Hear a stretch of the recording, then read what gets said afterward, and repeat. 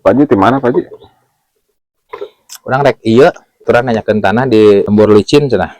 Kurang tanya sekalian tuh penyiarkan gemuk kita ngemejehna gemukan nya ayo teh ka kota mah. naon mutiara we. Heeh, da mejehna di gemuk ta bonteng teh. Siap atuh. Ah tamat telepon kayak orang aya salesna nu kamari katen urang teh ikut urang ya. Sok Pak Ji.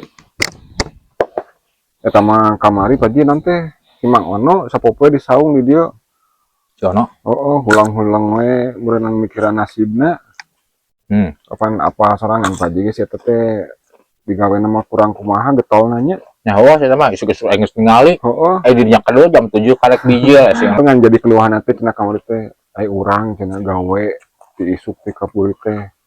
Tapi cenah nasib teh terobah-robah cenah teh kumaha da.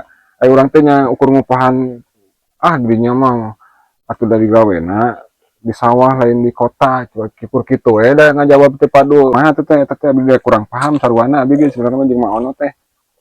Oh ya masalah rezeki nasib mah geus takdirna. Enak di sawah lagu beunghar mah beunghar da uing. Pokoknya di sawah di kebon. Oh jadi lain-lain ku digawe urangnya.